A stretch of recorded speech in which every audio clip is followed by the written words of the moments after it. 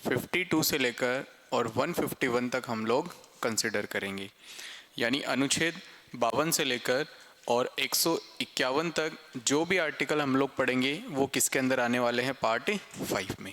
इस पार्ट 5 का जो नेम है वो है बेटा यूनियन। क्या नाम है इसका? यूनियन यानी संघ। इसके 3 सेक्शन बताए थे मैंने यूनियन के। एक बताया था एग्जीक्यूटिव, एक बताया था लेजिस्लेचर और एक बताया था जुडिशियरी। अलग अलग इसके 3 सेक्शन होते हैं। एग्जीक्यूटिव है उसको अपन ने स्टार्ट किया था। एग्जीक्यूटिव है यानी कार्यपालिका।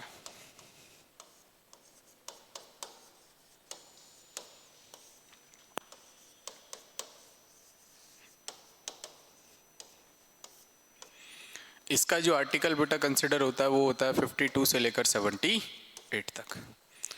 आर्टिकल 52 से लेकर और 78 तक हम लोग कंसिडर करेंगे किसके अंदर, एग्जीक्यूटिव में। कार्यपालिका का मतलब होता है कार्य को एग्जीक्यूट करना।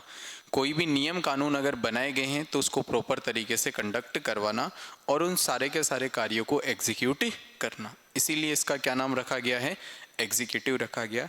इस एग्जीक्यूटिव का जो हेड होता है वो हेड होता है बेटा प्रेसिडेंट। कौन होता है? प्रेसिडेंट यानी राष्ट्रपति। अब बात करते हैं राष्ट्रपति की। तो राष्ट्रपति के आर्टिकल के लिए लास्ट क्लास के अंदर मैंने तुम्हें डिस्कस किया था कि राष्ट्रपति के जो आर्टिकल है वो कंसिडर होंगे आर्टिकल 52 से लेकर और 62 तक। मेनली जो राष्ट्रपति का आर्टिकल है वो 52 से लेकर 62 तक हम लोग कंसिडर करेंगे। बाकी और भी राष्ट्रपति के आर्टिकल्स हैं वो उनसे रिलेटेड है जो प्रेसिडेंट को कुछ स्पेशल पावर्स दी गई है, चाहे वो लेजिस्लेचर हो, चाहे पार्लियामेंट हो, चाहे पार्डन हो, चाहे इमरजेंसी पावर हो। जितनी भी इसको पावर्स मिली हुई है उन सभी से रिलेटेड जो आर्टिकल्स है वो हम लोग आगे और भी कंसिडर करेंगे। किसको लेकर? पार्लियामेंट को लेकर। अभी के लिए हम लोग स्टार्ट करेंगे बेटा किसको? प्रेसिडेंट को। इसके लिए मैंने एक छोटा सा लॉजिक बताया था तुम लोगों को। रास, मनी, पप्पू, योग्यता, शर्तें, समान। ये एक लाइन है और इस एक लाइन से हम लोग सारे के सारे प्रेसिडेंट के जो आर्टिकल्स है उनको क्या कर सकते हैं, कवर कर सकते हैं।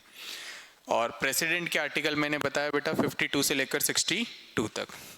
राज से बनाएंगे अपन कि भारत का क्या होगा, एक राष्ट्रपति होगा। क्या होगा?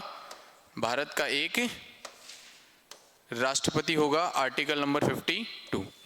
वह कॉन्स्टिट्यूशनल हेड होगा, संवैधानिक प्रमुख होगा, यानी पूरे के पूरे कॉन्स्टिट्यूशन का जो हेड होता है या हमारे देश का जो हेड होता है, एग्जीक्यूटिव का जो हेड होगा वो कौन होगा? राष्ट्रपति होगा। वो पढ़ेंगे अपन बेटा आर्टिकल 53 के अंदर। मैं से बनाएंगे अपन मनोनयन मंडल कॉलेजियम सिस्टम। और ये कॉलेजियम सिस्टम है, इसके अंदर हम लोग कंसिडर करेंगे कि प्रेसिडेंट के इलेक्शन में कौन कौन पार्टिसिपेट करने वाला है। क्लियर है?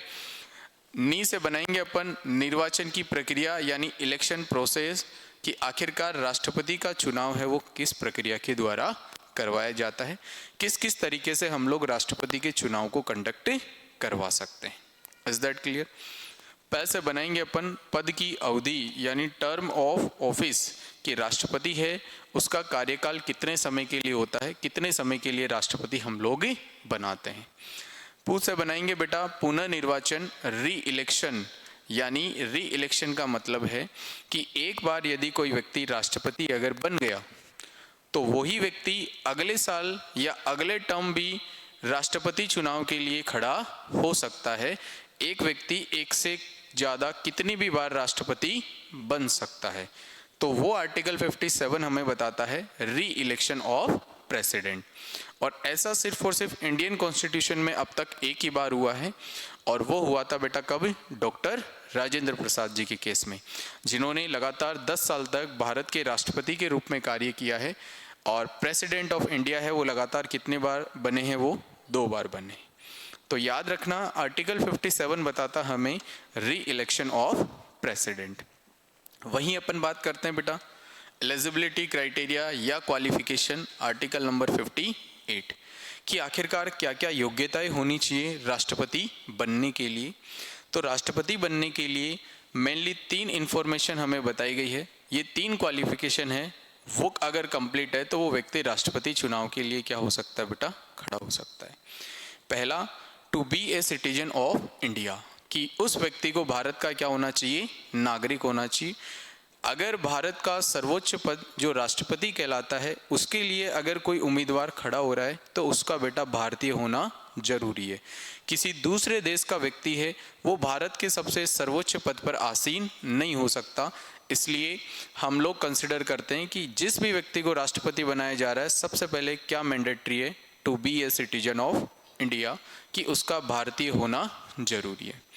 सेकंड क्वालिफिकेशन के अंदर हम लोग कंसिडर करेंगे बेटा कि उसकी जो मिनिमम एज है वो मिनिमम एज कितनी होनी चाहिए, 35 ईयर, यानी 35 ईयर से कम उम्र वाला व्यक्ति है वो कभी भी भारत के राष्ट्रपति पद के लिए ये नामांकित नहीं हो सकता।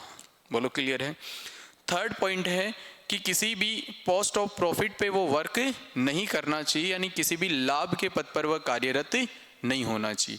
लाभ के पद पे कार्यरत, पोस्ट ऑफ प्रॉफिट का मतलब ये होता है कि कोई भी गवर्नमेंट डिपार्टमेंट से रिलेटेड नहीं होना चाहिए, या कोई भी लोकसभा का मेंबर नहीं होना चाहिए, राज्यसभा का मेंबर नहीं होना चाहिए, संसद के दोनों सदनों का मेंबर वो नहीं होना चाहिए। इनकेस अगर कभी ऐसा होता है तो पहले उसको वो अपना पद क्या करना पड़ेगा, छोड़ना पड़ेगा, उसके बाद ही वो किसके लिए एलिजिबल हो सकता है, एज ए प्रेसिडेंट के लिए। बोलो यस या नो। तो हम लोग कंसिडर कर सकते हैं कि ये 3 क्वालिफिकेशन होनी चाहिए किसके लिए, एज ए प्रेसिडेंट के लिए। बोलो क्लियर है इतनी बात। फिर अपन बात करते हैं बेटा आर्टिकल नंबर 59, और आर्टिकल 59 के अंदर क्या है, कंडीशंस है, शर्तें हैं, और शर्तों के अंदर जो क्वालिफिकेशंस है उनको अपन कंडीशंस के अंदर भी अप्लाई कर सकते हैं। लेकिन एक टर्म है जो सिर्फ और सिर्फ हम लोग कंडीशंस रखते हैं, और वो टर्म है बेटा अपने पास क्वेश्चन मनी। क्वेश्चन मनी का मतलब होता है जमानत राशि, यानी कोई भी भारत का व्यक्ति, ऐसा मान लो कि राम नाम का व्यक्ति अगर क्या बन रहा है, भारत का राष्ट्रपति बन रहा है, कितने साल के लिए, ऐसे मान के चलो अगले 5 साल के लिए। तो जैसे ही अपने राष्ट्रपति पद की शपथ ग्रहण करेगा उससे पहले इसको बेटा कितने रुपए जमा करवाने पड़ेंगे, 15,000। और ये 15,000 रुपये की जो राशि है इसको बोला जाता है जमानत राशि, यानी क्वेश्चन मनी। ये रिफंडेबल है। रिफंडेबल का मतलब है जैसे ही इस राम नाम के राष्ट्रपति का टर्म ऑफ ऑफिस है, कार्यकाल है, वो कंप्लीट हो जाता है 5 साल तक, तो 5 साल के बाद में इसको कितने रुपए वापस लौटा दिया जाएगा, 15,000 रुपये लौटा दिया जाएगा। जैसे हम लोग कॉलेज में कहीं पे भी एडमिशन लेते हैं तो हमसे भी क्वेश्चन मनी है, एज अ सिक्योरिटी मनी के रूप में हमसे कुछ पैसे हैं वो सबमिट करवाए जाते हैं। जैसे ही हमारा वो टाइम ड्यूरेशन कॉलेज का कंप्लीट होता है उसके बाद में वो पैसे हमें वापस रिफंड कर दिए जाते हैं। Is that clear. तो कंडीशंस के अंदर अपन एक चीज़ नोट डाउन करेंगे, क्वेश्चन मनी के रूप में बेटा कितने रुपए जमा करवाने पड़ेंगे उसको, 15,000। इसको जमानत राशि भी कहते हैं। जैसे ही टर्म ऑफ ऑफिस कंप्लीट हो जाता है उसके बाद में ये जो 15,000 रुपये हैं ये वापस से क्या हो जाएंगे, रिफंडेबल हो जाएंगे। Is that clear. फिर अपन बात करते हैं ओथ यानी शपथ। और राष्ट्रपति की जो शपथ है बेटा वो कौन से आर्टिकल के अंदर मेंशन की गई है, आर्टिकल 60। डिपेंड ये करता है कि राष्ट्रपति को शपथ दिलाता कौन है। जब भी किसी व्यक्ति को भारत का राष्ट्रपति चुना गया है तो उसका शपथ लेना सबसे पहले जरूरी है। शपथ के अंदर कुछ डिक्लेरेशन होता है कि मैं देश हित के लिए काम करूंगा, कभी भी देश के खिलाफ काम नहीं करूंगा, सभी नागरिकों को एक समान जो भी मौलिक अधिकार दिए हैं, जो भी DPSP बताए गए हैं, उन सभी की पालना एक समान से की जाएगी। यानी पूरा का पूरा ट्रांसपेरेंसी के साथ क्या होगा, काम होगा। तो बेटा इसको जो शपथ है वो शपथ दिलाता है chief justice of India. Supreme court का जो मुख्य न्यायाधीश होता है वो किसको शपथ दिलाता है, राष्ट्रपति को शपथ दिलाता है। अब मान लो राष्ट्रपति है वो एक फिक्स टर्म ऑफ ऑफिस के लिए बनाया गया है, मिनिमम अपन मान लेते हैं कि भाई 5 साल तक हमारे भारत के अंदर क्या बनता है, राष्ट्रपति। अब उससे पहले कई बार कई राष्ट्रपति के साथ ऐसे केस हो चुके हैं कि कभी कभार उनको 4 महीने 6 महीने 8 महीने के लिए क्या करना पड़ रहा हो, कहीं जाना पड़ रहा हो, कोई विदेशी दौरा हो सकता है, किसी का मेडिकल इमरजेंसी हो सकता है, हेल्थ इशू हो सकता है, या और कोई कंडीशंस हो सकती है उस दौरान। या कभी कभी क्या होता है कि कोई राष्ट्रपति है उसकी मौत हो गई, कि राष्ट्रपति ही मर गया, तो याद रखना उस केस के अंदर एज ए एक्टिंग प्रेसिडेंट बनाया जाएगा। क्या बनाया जाएगा? एज ए एक्टिंग प्रेसिडेंट, एक कार्यवाहक राष्ट्रपति के रूप में बनाया जाएगा। सबसे पहले प्रायोरिटी दी जाती है बेटा वाइस प्रेसिडेंट को। किसको? वाइस। अगर राष्ट्रपति अवेलेबल नहीं है तो उपराष्ट्रपति को फिर किसका पद दे दिया जाता है? एज ए राष्ट्रपति का। बट रिमेंबर वन थिंग कि प्रेसिडेंट की पोस्ट है वो कभी भी वैकेंट नहीं रखी जाएगी। हमारे देश का उसूल है कि राष्ट्रपति का पद कभी भी खाली नहीं रखा जाएगा, चाहे कितनी बुरी से बुरी समस्या हो जाए, लेकिन देश के अंदर राष्ट्रपति का नाम हमेशा अवेलेबल होना ही होना चाहिए।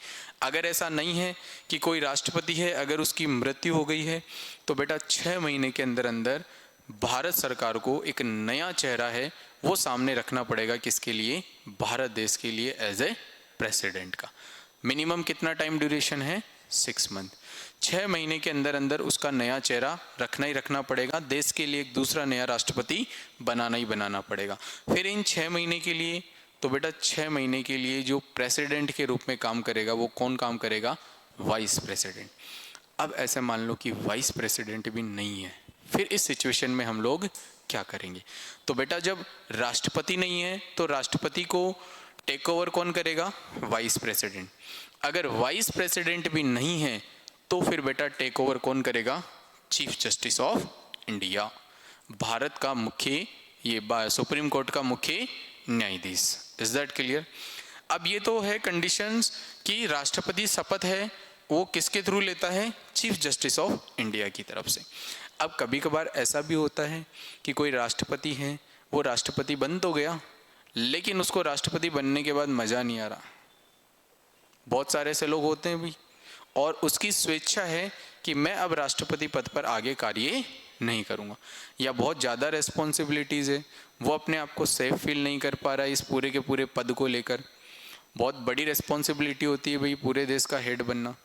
इस केस के अंदर वो बेटा रिजाइन लेटर भी दे सकता है। क्या दे सकता है? रिजाइन लेटर, कि मैं अपना त्यागपत्र देना चाहता हूँ, या किसी इमरजेंसी के कारण अगर वो त्यागपत्र देना चाहता है तो दे सकता है। और बेटा जो रिजाइन लेटर है वो रिजाइन लेटर किसको देता है? ये वाइस प्रेसिडेंट। उपराष्ट्रपति को ये बोलता है कि साहब अब मैं अपने पद से त्याग दे रहा हूँ, और एज ए प्रेसिडेंट के रूप में जो शपथ लेता है वो किसके सामने लेता है? चीफ जस्टिस ऑफ इंडिया के सामने। बताओ क्लियर है क्या? आर्टिकल 60 कंप्लीट है। फिर अपन बात करते हैं बेटा, माँ से बनाएंगे अपन महाअभियोग, इम्पीचमेंट। क्या बनाएंगे? इम्पीचमेंट, महाअभियोग। कि राष्ट्रपति पर महाभियोग का प्रोसीजर है, उसका क्या मतलब है कि जैसे अभी अभी मैंने बताया कि अगर कोई व्यक्ति राष्ट्रपति बन जाता है, क्या बताया मैंने कि मान लो कोई व्यक्ति राष्ट्रपति बन गया और उसके बाद में उसको ऐसा लग रहा है कि मैं इस पोस्ट के लिए काबिल नहीं हूँ, इतनी रिस्पॉन्सिबिलिटी नहीं ले सकता, या कुछ इमरजेंसी आ गई, तो बेटा वो क्या दे सकता है? रिजाइन। लेकिन आर्टिकल 61 के अकॉर्डिंग हम लोग ये कंसिडर करेंगे कि अगर किसी व्यक्ति को राष्ट्रपति बना दिया गया और राष्ट्रपति बनने से पहले वो व्यक्ति बहुत सही था, और राष्ट्रपति बनने के बाद वो व्यक्ति फैल जाता है। फैलने का मतलब कि ना तो वो देश हित के लिए कोई काम कर रहा है, ना लोकसभा की कोई काम कर रहा है, ना राज्यसभा का, ना मंत्रिपरिषद से कोई सलाह ले रहा है और अपनी मनमर्जी ले रहा है, या कोई राष्ट्रपति अपने देश की कोई भी इंफॉर्मेशन है वो दूसरे देश को लीक कर रहा है, दूसरे देशों के साथ है वो घोटाला कर रहा है। तो बेटा इस केस के अंदर हम राष्ट्रपति को पूरे 5 साल के लिए नहीं चला सकते, वरना 5 साल में तो पूरा देश खाली कर दे वो राष्ट्रपति है। आ रही है बात समझ में? तो 2 ही केस होते हैं, एक तो इनकैपेसिटी यानी कोई अयोग्य व्यक्ति राष्ट्रपति बन जाए, या एक मिसबिहेवियर यानी जिसका दुर्व्यवहार हो। तो इस केस के अंदर राष्ट्रपति को हटाने के लिए बेटा क्या लगाया जाता है? इम्पीचमेंट प्रोसीजर लगाया जाता है, यानी महाभियोग की प्रक्रिया। कि जरूरी नहीं है एक बार कोई राष्ट्रपति बन गया तो वो 5 साल तक ही बनेगा। हो सकता है कि जिसको राष्ट्रपति अपन ने बनाया हो तब उसकी हकीकत हमारे सामने नहीं आई हो, और धीरे धीरे उसकी हकीकत है वो सबके सामने आ रही है। तो फिर बेटा इसके ऊपर इसको हटाने के लिए कौन सा प्रोसीजर हम लोग अप्लाई कर सकते हैं? इम्पीचमेंट यानी महाभियोग की प्रक्रिया। ये इम्पीचमेंट प्रोसेस है वो कैसे लागू होता है, आओ इसको समझते हैं।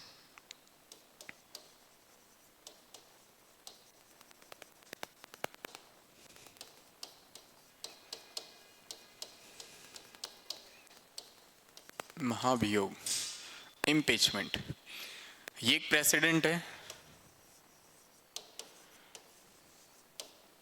यहाँ पर है अपने पास लोकसभा और यहाँ पर है बेटा क्या, राज्यसभा।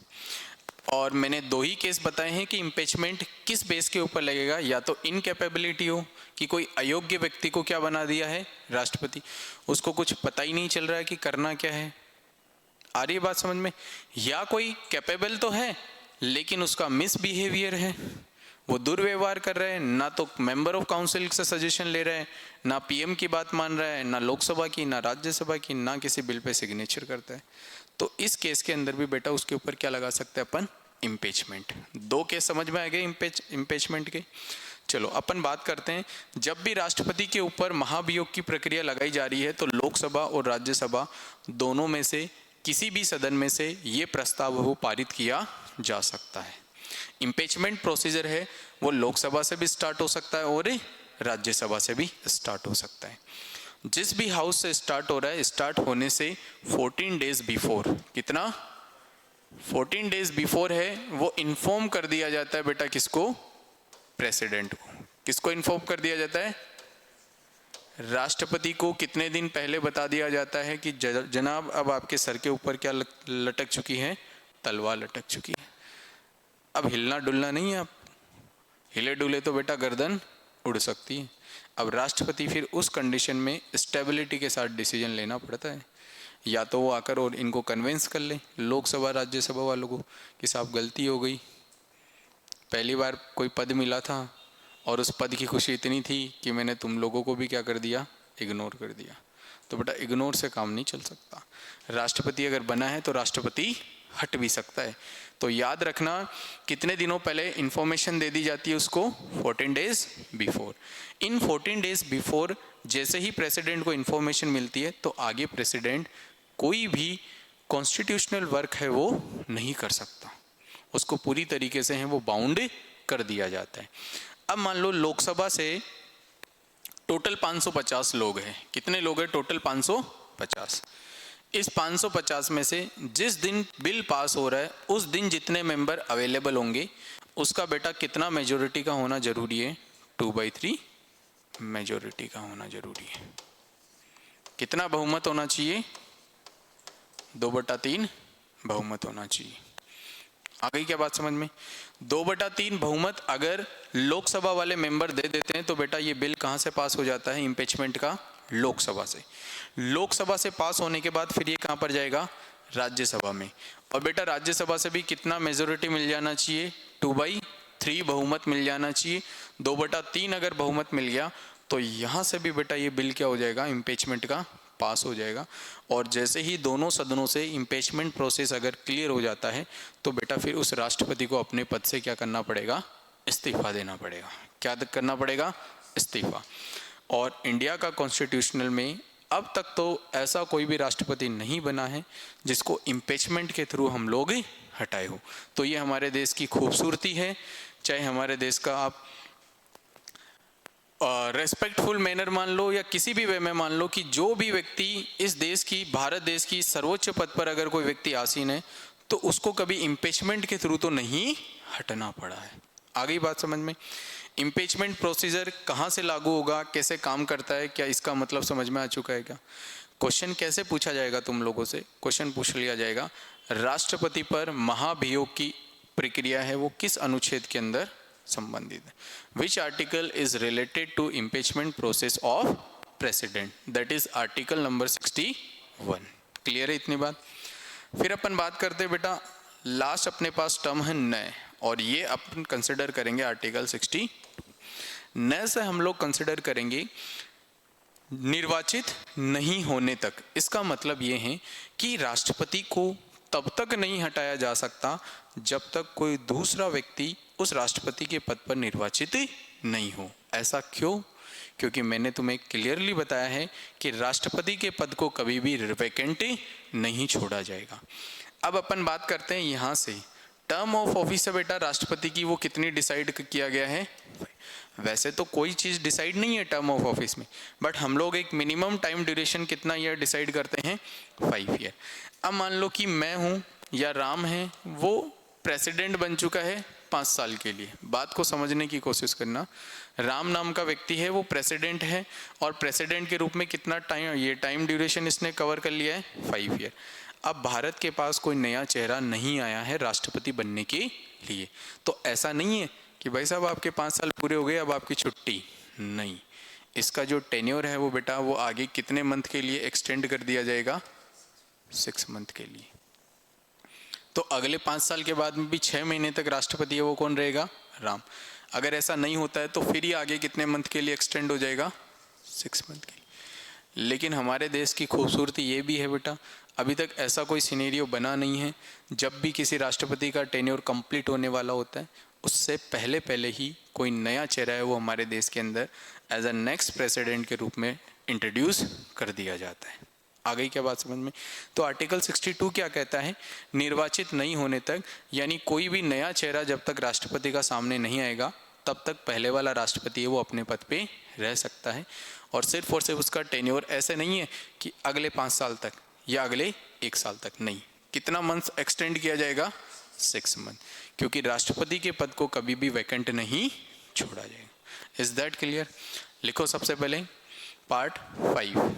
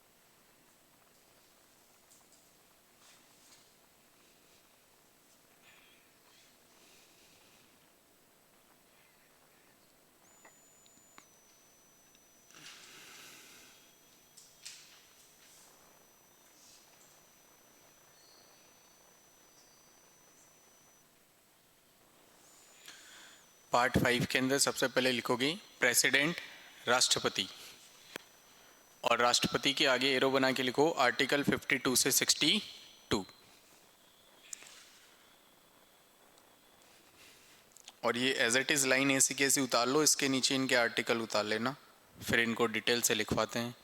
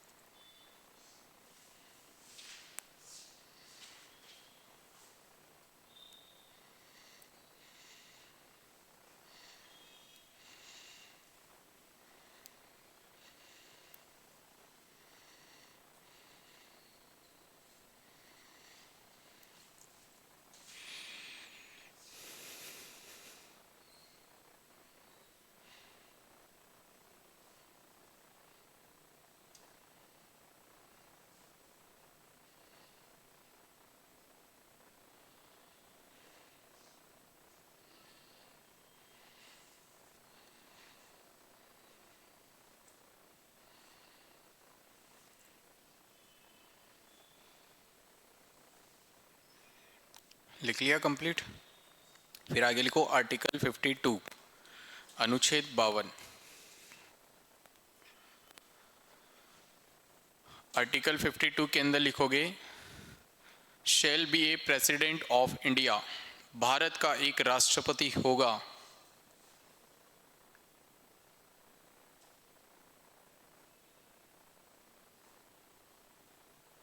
भारत का एक राष्ट्रपति होगा। सिर्फ और सिर्फ भारत का कितना राष्ट्रपति हो सकता है? एक। क्या एक से ज्यादा भारत के अंदर राष्ट्रपति हो सकते हैं क्या? नहीं हो सकते हैं। लिखो आर्टिकल नंबर 53।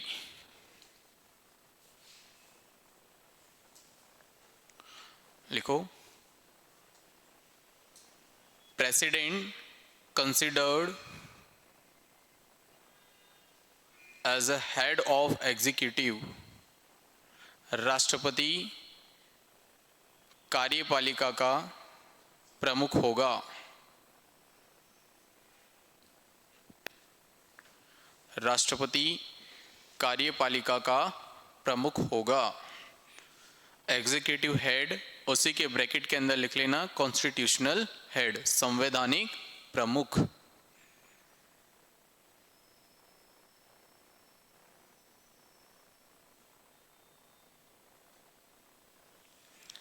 आर्टिकल 54, राष्ट्रपति का मनोनयन मंडल।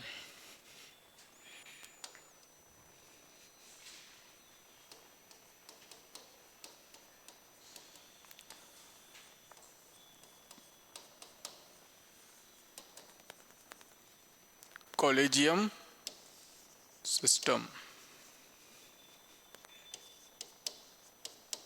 मनोनयन या निर्वाचक मंडल।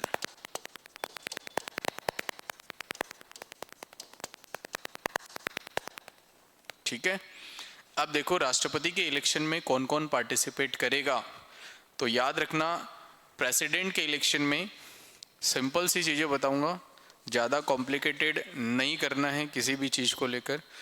अगर कोई चीज़ बहुत आसान भाषा में अगर समझ में आती है तो उसको आसान भाषा के अंदर ही समझने का प्रयास करेंगे। सबसे पहले अपन बात करते हैं बेटा elected member of Lok Sabha. Lok Sabha के सभी निर्वाचित सदस्य, यानी याद रखना जो भी विनिंग कैंडिडेट है, इलेक्टेड कैंडिडेट है, सिर्फ और सिर्फ वही पार्टिसिपेट करेंगे किसके? कॉलेजियम सिस्टम में या किसके निर्वाचक मंडल में? राष्ट्रपति के चुनाव के लिए। बोलो यस या नो। फिर अपन बात करते हैं elected member of Rajya Sabha. Rajya Sabha के निर्वाचित सदस्य, नॉट नॉमिनेटेड। यहां पर एक लाइन तुम लोग बड़े ध्यान से सुनोगे। राज्यसभा में टोटल 250 सीट है। कितनी है? 250 सीट है। इस 250 में से 12 जो कैंडिडेट है बेटा वो राष्ट्रपति अपने इच्छा अनुसार नामांकित करता है, अपने इच्छा अनुसार उनको कहां पर ये अपॉइंट करता है? राज्यसभा में। तो इन 12 के अलावा जितनी सीटें अवेलेबल है वो सारे के सारे पार्टिसिपेट करेंगे किसके अंदर? राज्यसभा के अंदर। ये लोग हैं वो कहाँ पार्टिसिपेट करेंगे? राष्ट्रपति के निर्वाचक मंडल में। Is that clear? यहाँ पर भी सिर्फ और सिर्फ कौन से मेंबर होने चाहिए बेटा? Elected member. और याद रखना elected member of all the legislative assemblies. सभी विधानसभाओं के जो निर्वाचित सदस्य हैं जिनको अपन एमएलए बोलते हैं बेटा, विधायक जिनको बोलते हैं, सभी विधानसभाओं के निर्वाचित विधायक। और बेटा यहाँ पर याद रखना जो असेंबली है वो 28 स्टेट में तो बनी है, कंपलसरी है असेंबली का बनना। इसके अलावा 3 ऐसे यूनियन टेरिटरी भी है जहाँ पर क्या बनी हुई है? असेंबली। पहला है अपने पास जम्मू एंड कश्मीर, दूसरा कौन सा बेटा? दिल्ली, और तीसरा कौन सा अपने पास? पुडुचेरी। तो इन तीनों यूटी के अंदर जो असेंबली बनी हुई है, इनके जो विनिंग कैंडिडेट है, जो एमएलएज हैं, वो भी बेटा पार्टिसिपेट करेंगे किसके अंदर? इलेक्शन ऑफ प्रेसिडेंट के अंदर। बोलो यस या नो। अब मुझे बताओ क्या मैंने कभी भी ये बोला है क्या बेटा तुम भी राष्ट्रपति के चुनाव में वोट डालोगे या मैं भी राष्ट्रपति के चुनाव में वोट डालूंगा? नहीं बोला ना। उसको अपन कंसिडर करेंगे आर्टिकल 55 के अंदर। पहले लिखो आर्टिकल 54। तीनों पॉइंट लिख लेना, elected member of Lok Sabha, elected member of Rajya Sabha, elected member of all the legislative assemblies, और ब्रैकेट के अंदर लिख लेना including legislative assembly of 3 union territories, Delhi, Jammu Kashmir and Puducherry.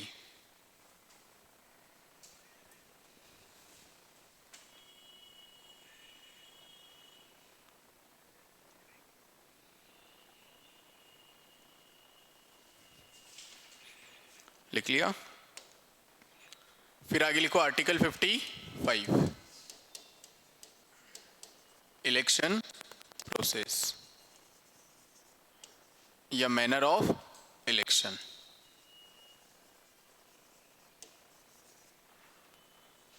निर्वाचन प्रक्रिया कि राष्ट्रपति को किस किस मेथड से हम लोग चुन सकते हैं।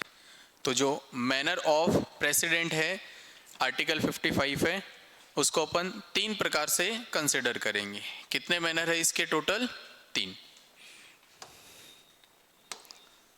फर्स्ट हम लोग कंसिडर करेंगे बेटा इनडायरेक्ट मेथड। कौन सा मेथड है? इनडायरेक्ट मेथड यानी अप्रत्यक्ष चुनाव। और मैंने लास्ट क्लास के अंदर इसको कंप्लीटली डिस्क्राइब किया था। 2 ही प्रकार से इलेक्शन होते हैं, एक डायरेक्ट और एक इनडायरेक्ट। डायरेक्ट वो जिसमें कॉमन सिटीजन पार्टिसिपेट करे, और इनडायरेक्ट वो जिसमें कॉमन सिटीजन पार्टिसिपेट नहीं करे, सिर्फ और सिर्फ इलेक्टेड कैंडिडेट ही उसके अंदर क्या कर सकते हैं? पार्टिसिपेट करते हैं। That is consider indirect method. तो राष्ट्रपति का चुनाव है वो किस मेथड से होगा? पहला इनडायरेक्ट। सेकेंड मेथड है इसका बेटा वो है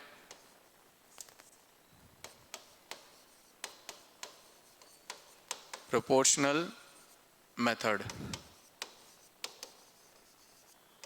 आनुपातिक विधि। और प्रोपोर्शनल मेथड के अंदर मैंने बताया था तुम लोगों को, जो भी लेजिस्लेटिव असेंबली की जो सीट्स होती है वो हर एक स्टेट के अंदर number of legislative assembly seats are different in other states. सभी अन्य राज्यों के अंदर ये विधानसभाओं की जो सीटें हैं इनकी संख्या क्या मिलेगी अपने को? अलग अलग मिलेगी। तो इनकी सीटों को 1:1 के अंदर कंसिडर किया जाएगा बेटा। कौन सा मेथड लगाकर? प्रोपोर्शनल मेथड लगाकर, कि सभी राज्यों की जो विधानसभाओं के जो सदस्य होते हैं उनका रेशो है वो कौन से रेशो के अंदर कंसिडर किया जाएगा? 1:1 में। Third is very very important, और क्वेश्चंस यहां से पूछ लिया जाता है, वो है अपने पास बेटा सिंगल ट्रांसफरेबल।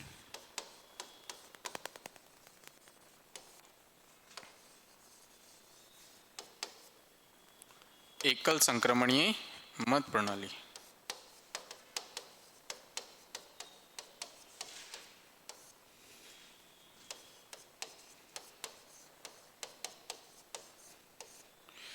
एकल संक्रमणीय मत प्रणाली लिखो आर्टिकल 55।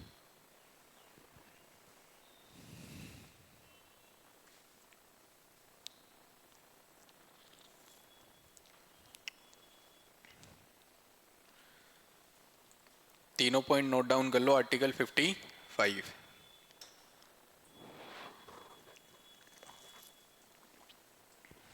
लिखा? फिर आगे लिखो आर्टिकल 56। आर्टिकल 56 के अंदर लिखोगे टर्म ऑफ ऑफिस, राष्ट्रपति के पद की अवधि।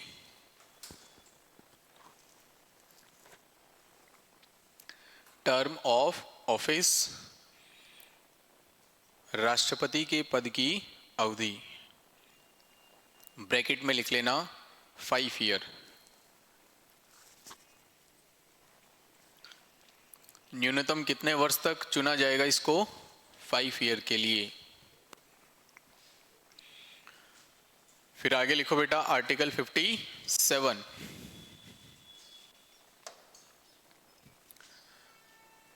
आर्टिकल 57 के अंदर लिखोगे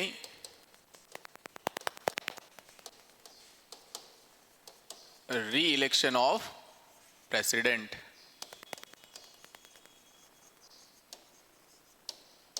राष्ट्रपति का पुनः निर्वाचन। एक राष्ट्रपति क्या एक ही बार राष्ट्रपति बन सकता है क्या? नहीं, जितनी मर्जी उतनी मर्जी बार वो राष्ट्रपति बन सकता है, बस वो हमेशा क्या होना चाहिए बेटा? जीतना चाहिए।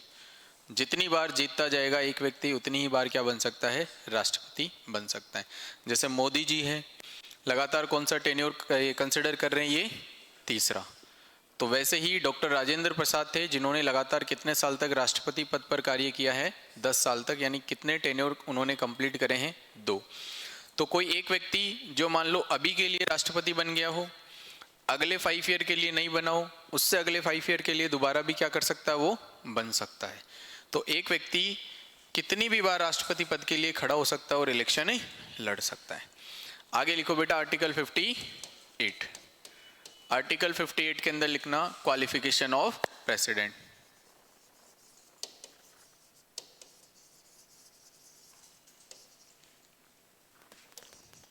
क्वालिफिकेशन ऑफ प्रेसिडेंट, राष्ट्रपति की योग्यताएं।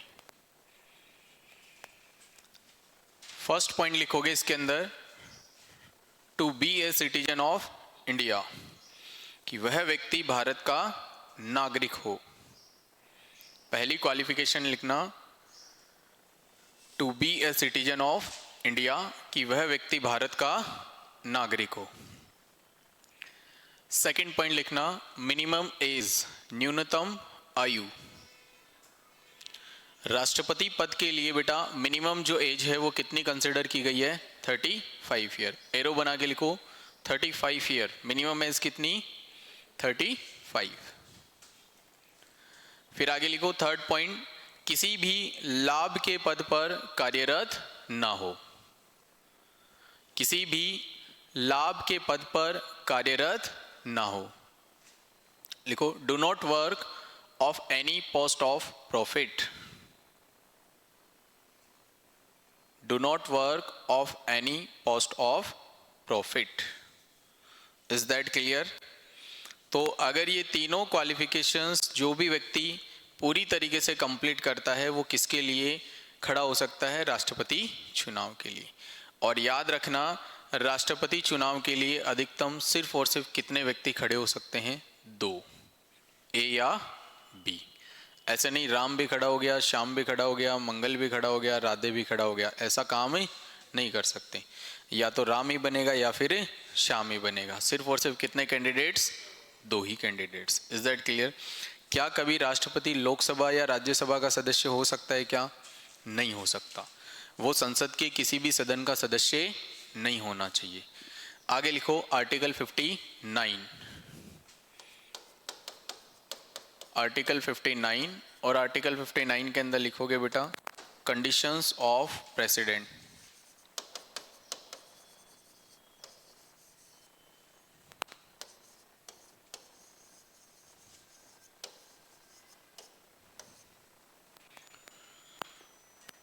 कंडीशंस ऑफ प्रेसिडेंट, राष्ट्रपति की शर्तें। इसमें एरो बना के लिखो 15,000 एज अ क्वेश्चन मनी, 15,000 रुपये जमानत राशि।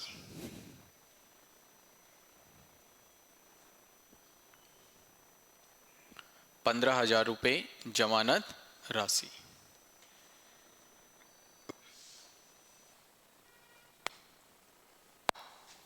फिर आगे लिखोगे बेटा आर्टिकल 60।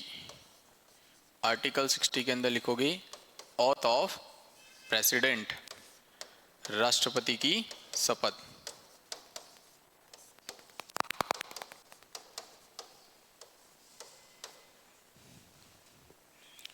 लिखो auth is given by the chief justice of India. Auth is given by the chief justice of India. Bharat के मुख्य न्यायाधीश द्वारा राष्ट्रपति को शपथ दी जाती है। रिजाइनेशन लेटर लिखोगे, त्यागपत्र। एरो बना के लिखो वाइस प्रेसिडेंट किसको देता है? उपराष्ट्रपति को।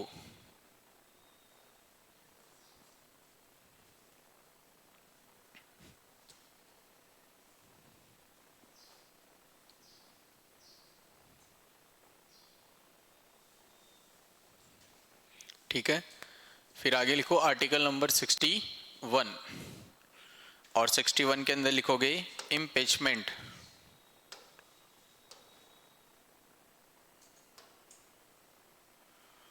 इम्पीचमेंट के अंदर ये फॉर्मेट बनाओ भाई, राष्ट्रपति लिखना, लोकसभा राज्यसभा, मेजोरिटी लिखना 2/3 मेजोरिटी, और उधर भी 2/3 मेजोरिटी। कितने टाइम पहले इन्फॉर्म कर दिया जाता है? 14 डेज बिफोर। फर्स्ट पॉइंट लिख लेना, इनकैपेसिटी, अयोग्य, और सेकंड लिख लेना मिसबिहेवियर, कदाचार या दुर्व्यवहार। अगर कोई ऐसा टीचर तुम लोगों को पढ़ाए जो इनकेपेबल हो तो बताओ तुम लोग भी क्या बोल देते हो? सर इन सर का समझ में नहीं आया। तो उस मास्टर के ऊपर भी बेटा क्या लग जाता है? इम्पीचमेंट। आ गई बात समझ में? इसीलिए राष्ट्रपति का योग्य होना जरूरी है और उसका सदाचार यानी सही बिहेवियर होना जरूरी है। फिर आगे लिखो आर्टिकल 62। आर्टिकल 62 में लिखोगे निर्वाचित नहीं होने तक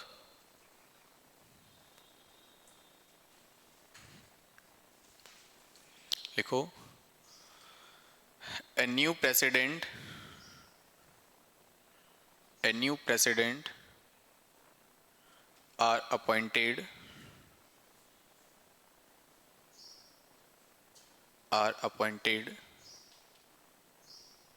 फिर आगे लिखना इसके अंदर till now a former president will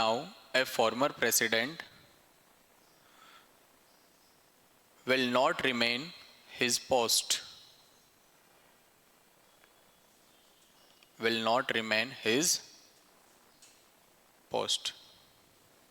ठीक है।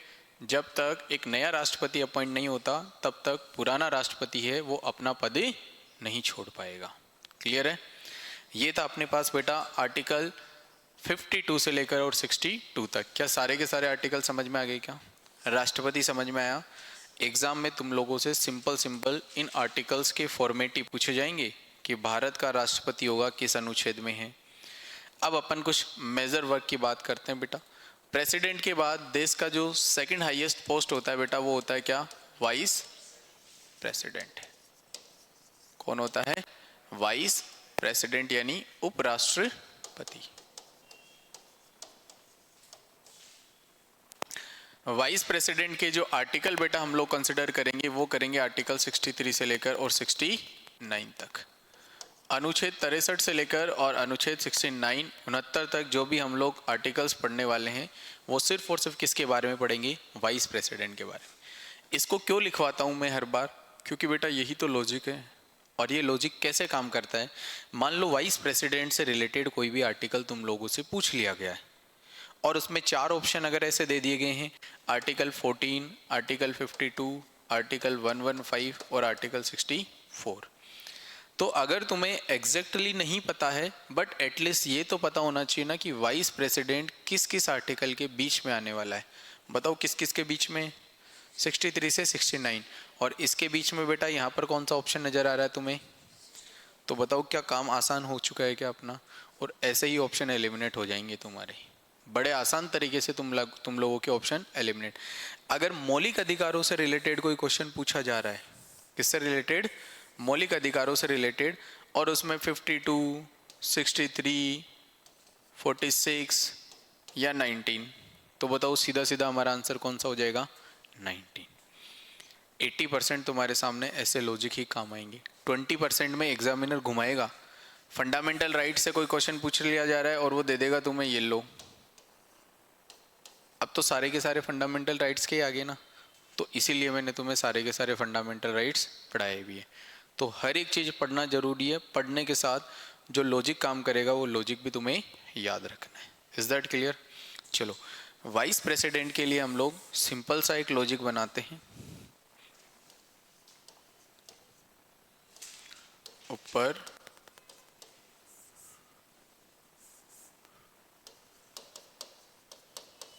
सभापति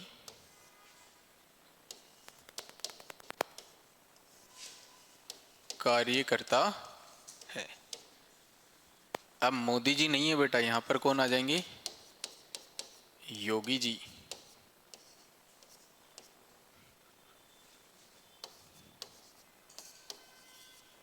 पद की अवधि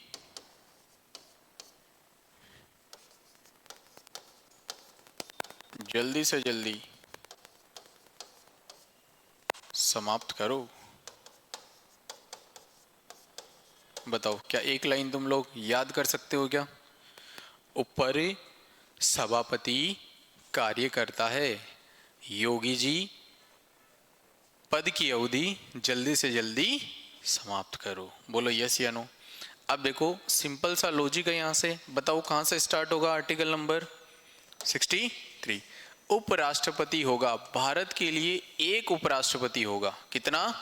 एक। तो ऊपर से अपन क्या बना देंगे बेटा? उपराष्ट्रपति होगा।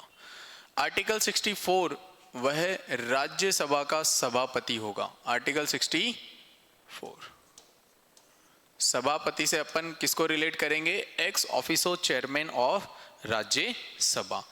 कि उपराष्ट्रपति होता है वो बेटा किसका हेड होता है? राज्यसभा का हेड होता है। तो ये उपराष्ट्रपति राज्यसभा का सभापति होगा बेटा। कौन सा आर्टिकल कंसिडर करता है? 64। कार्य करता है as a acting president, as a acting president, जिसको ओरिजिनल भाषा में अपन बोलते हैं बेटा राष्ट्रपति। राष्ट्रपति का मतलब समझना कि जब राष्ट्रपति अवेलेबल नहीं होगा तो एज ए प्रेसिडेंट बेटा कौन काम कर सकता है? Vice president. फर्स्ट प्रायोरिटी किसको मिलेगी? Vice president. अगर वाइस प्रेसिडेंट नहीं है तो फिर हम लोग किधर की तरफ मूव ऑन करेंगे? चीफ जस्टिस ऑफ इंडिया की तरफ। किसकी तरफ? Chief justice of India. President ही तो बनाना है। फिर अपन बात करते हैं बेटा योगी जी। ये है अपने पास आर्टिकल नंबर 65। योगी जी से बेटा अपन बना देंगे क्वालिफिकेशन। क्या बना देंगे? क्वालिफिकेशन, योग्यता। पद की अवधि बेटा term of office article number 67। जल्दी से जल्दी as soon as possible to fill the post of vice president. अब दो चीजें मैंने तुम लोगों को समझाई है, एक समझा दिया है, एक बताने वाला हूं। क्या राष्ट्रपति का पद कभी भी खाली रह सकता है क्या? लेकिन उपराष्ट्रपति का पद बेटा कितने भी लंबे समय तक क्या हो सकता है? खाली रह सकता है। बस हम लोग प्रयास कर सकते हैं उसको as soon as possible to fill the post of vice president, कि जल्दी से जल्दी यथाशीघ्र हम लोग उपराष्ट्रपति के पद को क्या करना पड़ेगा? हमें भरना पड़ेगा। तो ये बताता है कौन सा नंबर का आर्टिकल? आर्टिकल 68। तो यहां से दो चीजें तुम लोग समझ जाना कि राष्ट्रपति का पद कभी भी खाली नहीं रह सकता और उपराष्ट्रपति का पद कितने भी लंबे समय तक खाली रखा जा सकता है। लेकिन कोशिश हमारी क्या होगी? एज सून एज पॉसिबल, जल्दी से जल्दी उस पोस्ट को क्या करें? अपन फिल करें। Is that clear? फिर अपन बात करते हैं बेटा समाप्त करो से अपन article number 69 oath of vice president. तो बेटा इसको शपथ भी कौन दिलाता है? प्रेसिडेंट। और ये जो रिजाइन लेटर है वो भी बेटा किसको देता है? प्रेसिडेंट। तो उपराष्ट्रपति शपथ भी राष्ट्रपति के सामने लेगा और अपना त्यागपत्र भी किसको देगा? राष्ट्रपति को ही देगा। बोलो यस या नो। क्या इतनी बात समझ में आ गई क्या? ये है हमारे पास पूरा का पूरा क्या? Vice president. जिसको प्रेसिडेंट समझ में आ गया होगा उसको वाइस प्रेसिडेंट भी समझ में आ गया होगा। तो हम लोग कंसिडर कर सकते हैं बेटा आर्टिकल 63 उपराष्ट्रपति होगा सिर्फ और सिर्फ कितना? एक। वह x officio chairman of upper house consider किया जाएगा, यानी राज्यसभा का पदेन सभापति होगा। कौन है? उपराष्ट्रपति। बट ये राज्यसभा का सदस्य नहीं होगा। आ गई बात समझ में? फिर अपन बात करते हैं कि एज अ एक्टिंग प्रेसिडेंट है वो काम कर सकता है बेटा कौन, वाइस प्रेसिडेंट। जब भी प्रेसिडेंट के एब्सेंस के अंदर एज अ प्रेसिडेंट के रूप में काम कौन करेगा, वाइस प्रेसिडेंट। क्या क्या क्वालिफिकेशंस होनी चाहिए इसके लिए, to be a citizen of India, minimum age 35 और किसी भी टर्म ऑफ ये पोस्ट ऑफ प्रॉफिट पे वो कार्यरत नहीं होना चाहिए, ना लोकसभा का मेंबर होना चाहिए ना राज्यसभा का मेंबर होना चाहिए। आ गई क्या बात समझ में। आर्टिकल 67 के अंदर टर्म ऑफ ऑफिस है बेटा, ये भी कितने ईयर तक कंसिडर किया जाएगा, 5 ईयर तक।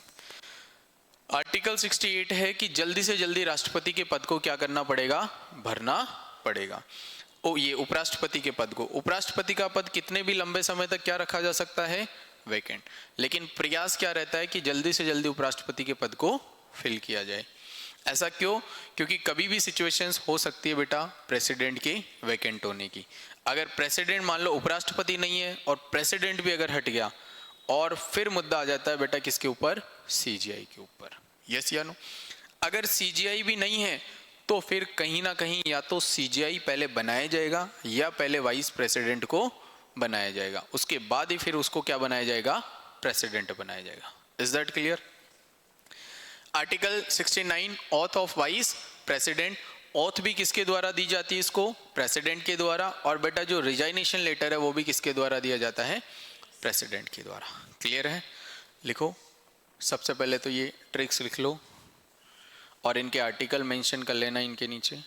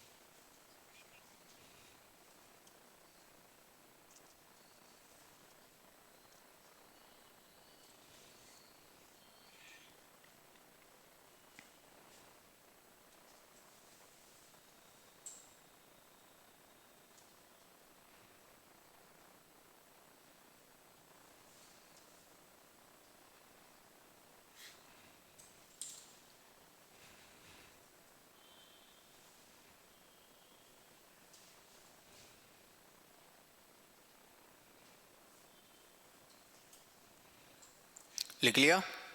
लिखो सबसे पहले article 63, shall be A vice president of India, Bharat का एक उपराष्ट्रपति होगा।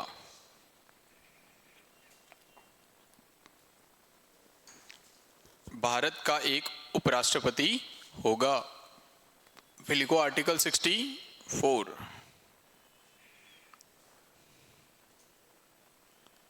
लिखो vice president is considered, vice president is considered as a ex officio chairman of upper house, as a ex officio chairman of upper house। उपराष्ट्रपति राज्यसभा का पदेन सभापति होगा। उपराष्ट्रपति राज्यसभा का पदेन सभापति होगा। फिर आगे लिखो article 65, as a acting president, as a acting president, कार्यवाहक राष्ट्रपति के रूप में, कार्यवाहक राष्ट्रपति के रूप में। आगे एरो बना के लाइन लिखो, in the absence of president, in the absence of president, vice president can act as a president.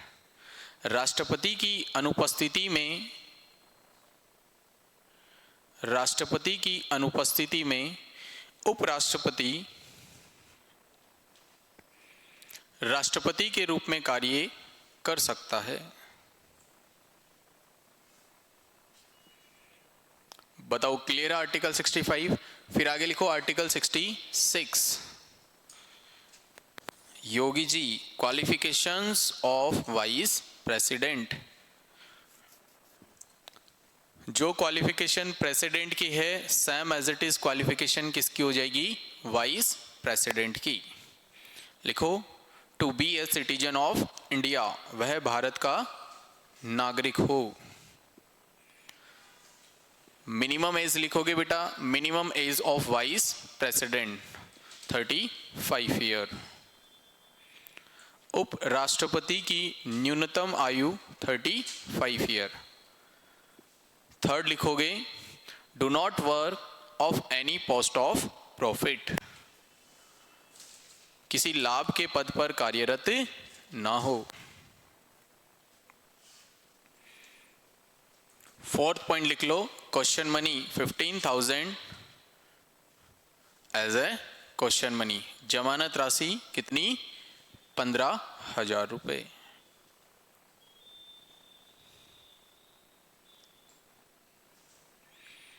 फिर आगे लिखो आर्टिकल 67। आर्टिकल 67 के अंदर लिखो term of office of vice president, उपराष्ट्रपति की पद की अवधि। एरो बना के लिख लेना 5 ईयर। कितने साल तक? 5 साल तक। आगे लिखो आर्टिकल 68।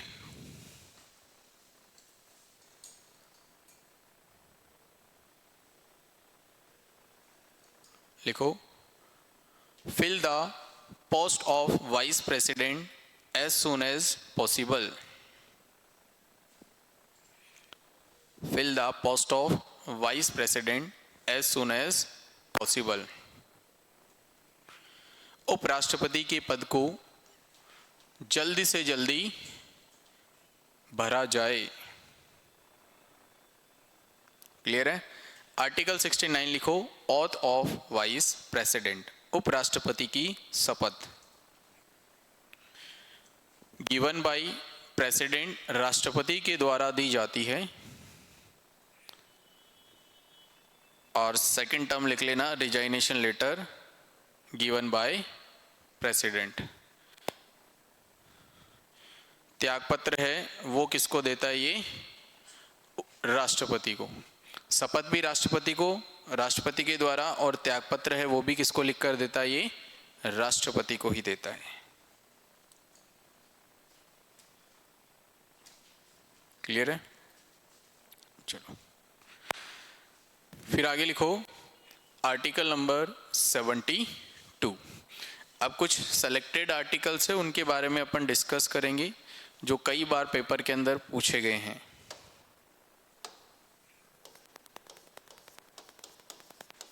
Article number 72। और याद रखना ये आर्टिकल है वो राष्ट्रपति से रिलेटेड है। किससे रिलेटेड है? राष्ट्रपति की। अगर कभी ऐसा केस हो जाता है कि मान लो दो व्यक्ति है ए और बी। कितने व्यक्ति है? ए और बी। दोनों के बीच में कोई डिस्प्यूट हो जाता है। क्या हो जाता है? डिस्प्यूट। कि मान लो ए व्यक्ति है, इस ए व्यक्ति ने बेटा सर फोड़ दिया किसका? बी का। तो बताओ चोट तो किसके लगी है और मारा किसने है? ए ने। अब बी को बेटा क्या चाहिए? जस्टिस चाहिए कि इसने मेरा सर फोड़ दिया तो मैं कानून की मदद लूंगा। और बी बेटा केस कर देता है किस पे? ए पे। लेकिन ए है वो थोड़ा सा होशियार है और उसने कुछ ऊपर से पैसे वैसे देके या थोड़ी जानकारी करके और उसने केस को बेटा क्या कर दिया? रफा दफा, या डिसीजंस को कुछ इस हिसाब से बना दिया कि बेटा गलती किसकी है? ए की है। और ए ने बेटा किसका सर फोड़ दिया? बी का। वो भी झूठा मूठा पट्टा बांधकर और सामने पेश हो जाता है कि साहब इसने मेरा क्या फोड़ दिया? Sir.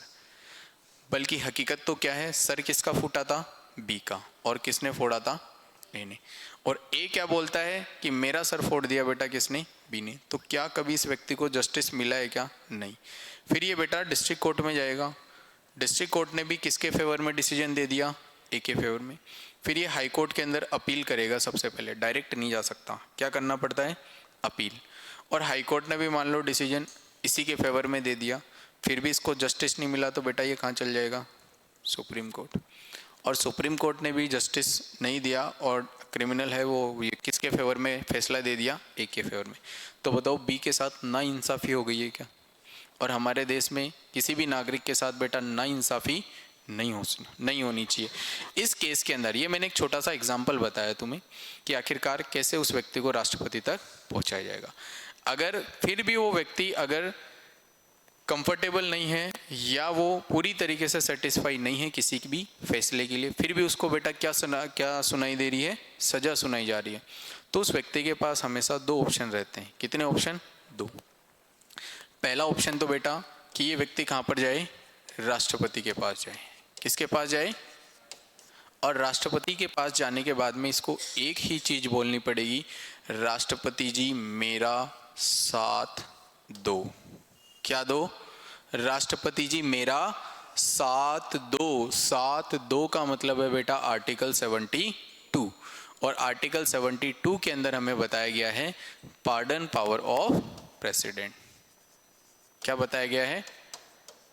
Pardon power of president, यानी राष्ट्रपति की क्षमादान शक्ति।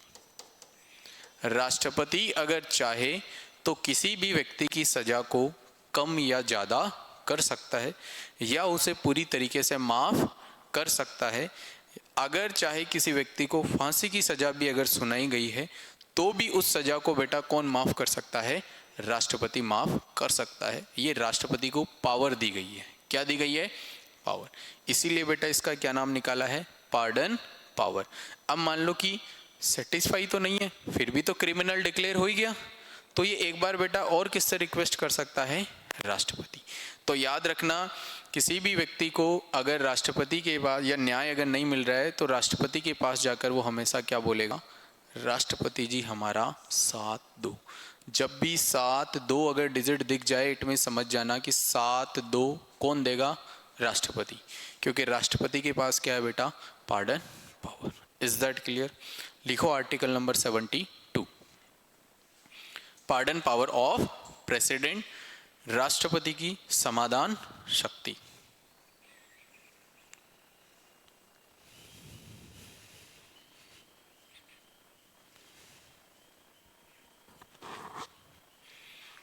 राष्ट्रपति की समाधान शक्ति।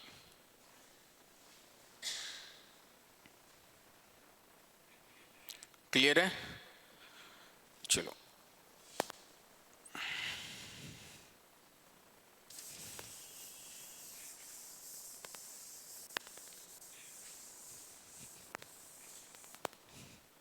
फिर नेक्स्ट हम लोग डिस्कस करेंगे बेटा आर्टिकल नंबर 74। किसकी बात करेंगे? 74। और आर्टिकल 74 के अंदर बताया गया है मेंबर ऑफ काउंसिल, मंत्री परिषद। क्या बताया गया है? मंत्री परिषद, मेंबर ऑफ काउंसिल। मंत्री परिषद का मतलब है कि राष्ट्रपति के पास पूरे के पूरे देश में सर्वोच्च पद बेटा कौन सा है? राष्ट्रपति। अब राष्ट्रपति चाहे तो अपनी मन मर्जी भी कर सकता है, जो उसको पावर दी गई है उसके अलावा की बात कर रहा हूँ भाई। पावर है वो तो पावर में ही है। अगर राष्ट्रपति कोई भी अगर कार्य करता है तो बेटा उसको किससे सजेशन लेनी पड़ेगी? मेंबर ऑफ काउंसिल से। तो बताओ कहीं ना कहीं राष्ट्रपति भी बाउंड हो गया क्या? मेंबर ऑफ काउंसिल अगर चाहेगी वही काम बेटा कौन कर सकता है? राष्ट्रपति कर सकता। और ये मेंबर ऑफ काउंसिल है ये बेटा बनाता कौन है? ये बनाता है पीएम। कौन बनाता है? पीएम, जिसको अपन बोलते हैं कैबिनेट मिनिस्टर। क्या बोलते हैं? Cabinet minister. अलग अलग मिनिस्ट्री है वो अलॉट कर दी जाती है, और बेटा वो इसलिए किया जाता है क्योंकि पीएम के पास होता है डिसीजन पावर। क्या होता है? डिसीजन, कि देश के अंदर क्या काम करना है, कैसे करना है, इन सब का डिसीजन कौन लेगा, पीएम। और उसके ऊपर फिर सिग्नेचर करने पड़ता है बेटा किसको, प्रेसिडेंट को। आ गई क्या बात समझ में? तो हमेशा याद रखना आर्टिकल 74 के अंदर हमें बताया गया है राष्ट्रपति की सलाह के लिए क्या बनाई जाएगी, एक मंत्री परिषद यानी मेंबर ऑफ काउंसिल को एस्टैब्लिश किया जाएगा for the suggestion of president. ठीक है, लिखो article number 74, member of council for the suggestion of president, राष्ट्रपति की सलाह के लिए एक मंत्री परिषद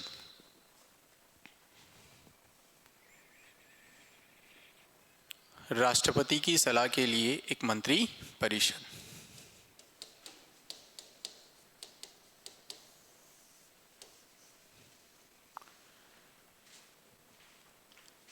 आगे लिखो article 75, appointment of other minister,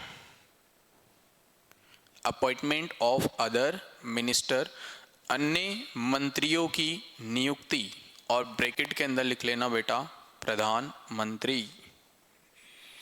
अगर क्वेश्चन पूछ लिया जाए प्रधानमंत्री की नियुक्ति, कौन सा आर्टिकल हो जाएगा, 75। किसके द्वारा की जाएगी, राष्ट्रपति के द्वारा की जाएगी। किसके द्वारा, राष्ट्रपति के द्वारा। लिखो article 75, appointment of other ministers, अन्य मंत्रियों की नियुक्ति, और ब्रैकेट में क्या लिखोगे, प्राइम मिनिस्टर यानी प्रधानमंत्री। लिख लिया, other ministers, appointment of other minister यानी अन्य मंत्रियों की नियुक्ति। चलो फिर अपन डिस्कस करते हैं बेटा आर्टिकल 76।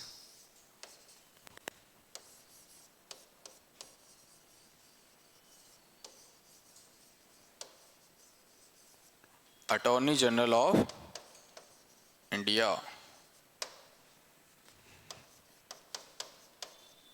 भारत का महान्यायवादी।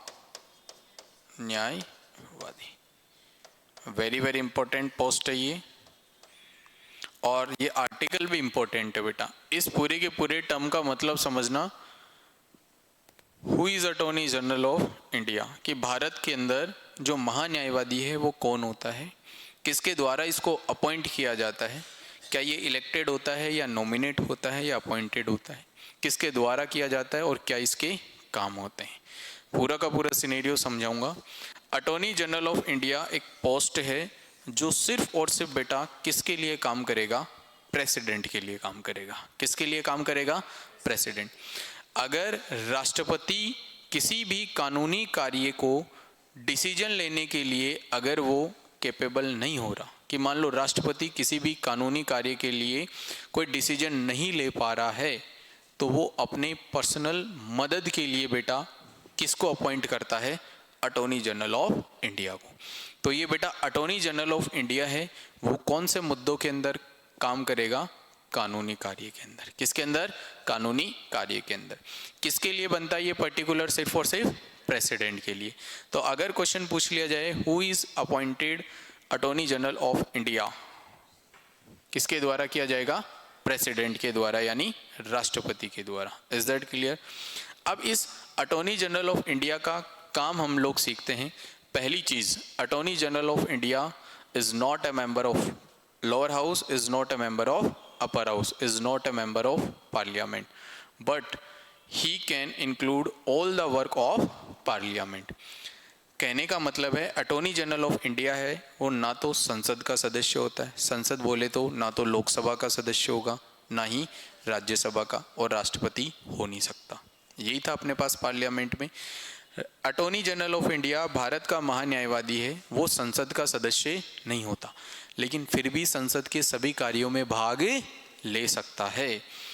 दूसरा काम सबसे इंपॉर्टेंट कब आ जाता है अटॉर्नी जनरल ऑफ इंडिया का, कि मान लो लोकसभा और राज्यसभा दोनों की कोई मीटिंग हो रही है, कोई डिसीजन पे कंक्लूजन है वो निकाला जा रहा है, और लोकसभा और राज्यसभा दोनों से वोट क्या हो गए भाई, बराबर हो गए। अब क्या राष्ट्रपति कंफ्यूज हो गया क्या? यस या नो? फिर उस टाइम सबसे ज़्यादा इंपॉर्टेंट जो वोट होता है वो बेटा किसका होता है? अटॉर्नी जनरल ऑफ इंडिया का। एक ही है, दोनों पार्टी अगर बराबर, जिस पार्टी की तरफ अटॉर्नी जनरल ऑफ इंडिया वो party winner. Is that clear? तो याद रखना, अटॉर्नी जनरल ऑफ इंडिया है भारत का जो महान्यायवादी है, उसका आर्टिकल कौन सा पढ़ा है अपन ने? 76। किसके द्वारा अपॉइंट किया जाता है? क्या काम करता है ये? राष्ट्रपति को कानूनी रूप से मदद करता है।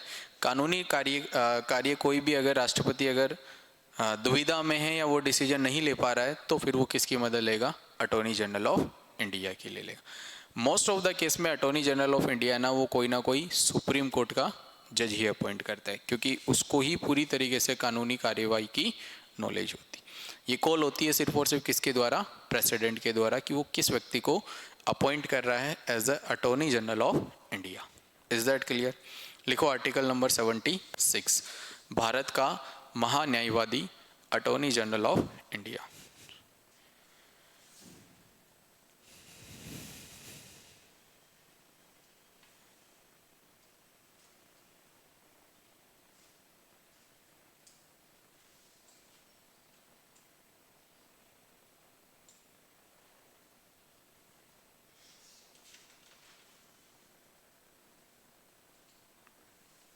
बताओ क्लियर है? फिर आगे अपन पढ़ेंगे बेटा आर्टिकल 79। एग्जीक्यूटिव तुम्हारा कंप्लीट हो चुका था बेटा 52 से लेकर 78 तक, और एग्जीक्यूटिव में तुम्हें जो आर्टिकल बताए हैं वही तुम्हारे लिए इंपॉर्टेंट है। इतने ही आर्टिकल तुम लोगों को पढ़ने हैं। Is that clear? प्रधानमंत्री चुना नहीं जाता भाई, उसको अपॉइंट किया जाता है किसके द्वारा?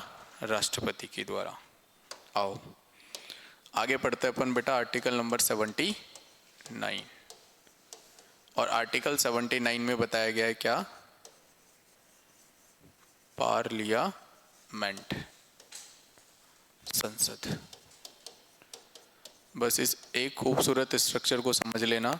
आई होप कि तुम्हें इस जन्म में तो पार्लियामेंट से रिलेटेड कोई भी दिक्कत नहीं आने वाली है। पार्लियामेंट सबसे पहले पूछ लिया जाएगा कि पार्लियामेंट के कितने पार्ट होते हैं बेटा, कितने इसके अंग होते हैं। तो पार्लियामेंट 3 चीज़ों से मिलकर बनी है। कितने चीज़ों से मिलकर बनी है ये? 3 चीज़ों से। पहला है अपने पास प्रेसिडेंट। कौन है? प्रेसिडेंट, राष्ट्रपति। दूसरा है अपने पास लोअर हाउस यानी लोकसभा, और अपने पास अपर हाउस यानी राज्यसभा। बताओ यस या नो? तो हम लोग कंसिडर करते हैं पार्लियामेंट है वो कितनी चीज़ों से मिलकर बनी है? 3 चीज़ों से। There are 3 part of parliament, first president, lower house and upper house. लेकिन अपने से क्वेश्चन पूछ लिया जाए कि पार्लियामेंट के कितने हाउस है, number of house of parliament, कि संसद के कितने सदन है। तो बेटा सदन तो सिर्फ और सिर्फ कितने हैं? 2 ही है, एक तो लोकसभा और एक राज्यसभा। लोकसभा को बोला जाता है निम्न सदन, लोअर का मतलब निचला सदन, अपर का मतलब उच्च सदन यानी ऊपरी सदन। तो याद रखना हाउस तो सिर्फ और सिर्फ कितने हैं? 2, बट इसके टोटल पार्ट है बेटा, वो पार्ट कितने होने वाले अपने पास? 3। जो काम देश के लिए राष्ट्रपति करेगा वही काम स्टेट के लिए बेटा कौन करने वाला है? गवर्नर यानी राज्यपाल करेगा। Is that clear? क्या राष्ट्रपति अपन ने कंप्लीट कर लिया है क्या? अब अपन किसके बारे में डिस्कस करेंगे? लोअर हाउस और अपर हाउस। इस लोअर हाउस का बेटा इलेक्शन होता है, वो इलेक्शन जो कंसिडर किया जाता है वो किया जाता है डायरेक्ट मेथड से। किससे? डायरेक्ट यानी प्रत्यक्ष चुनाव होता है। और अपर हाउस का जो इलेक्शन होता है वो इलेक्शन मेथड बेटा कौन सा होता है? इनडायरेक्ट होता है यानी अप्रत्यक्ष चुनाव होता है। अब डायरेक्ट और इनडायरेक्ट का मतलब समझ में आ गया क्या? डायरेक्ट बोले तो जिसमें कॉमन सिटीजन पार्टिसिपेट करते हैं, और ऑब्वियसली सी बात है, हम लोगों ने लोकसभा के चुनाव में क्या किया है, वोटिंग की है, वोट दिए, यानी हमारा सबका उसके अंदर हिस्सेदार होना अनिवार्य है। अपर हाउस के लिए हम लोगों ने कभी वोट नहीं दिया, और जिसमें कॉमन सिटीजन पार्टिसिपेट नहीं करे वो वोटिंग कौन सा मेथड होगा, इनडायरेक्ट। क्या इतनी बात समझ में आ गई क्या? लोअर हाउस में बेटा टोटल नंबर ऑफ सीट्स है कि यहाँ पर टोटल जो सीट है उसकी संख्या कितनी है, 550।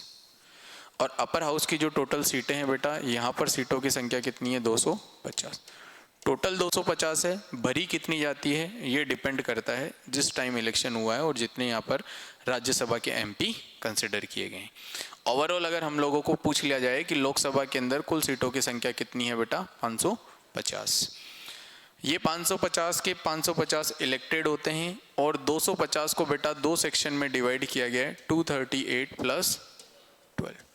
ये जो 12 मेंबर है ये बेटा नॉमिनेट है। क्या है, नॉमिनेट है, यानी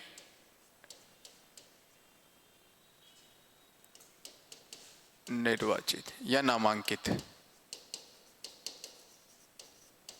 ठीक है, यानी राष्ट्रपति 12 सदस्यों को अपनी इच्छा अनुसार 12 सदस्यों को कहां पर भेज देता है, राज्यसभा में भेज देता है। अब बताओ, ये 12 सदस्य हैं, ये तो राष्ट्रपति के द्वारा भेजे गए ना, तो क्या ये कभी 12 सदस्य राष्ट्रपति के चुनाव में भाग ले सकते हैं क्या?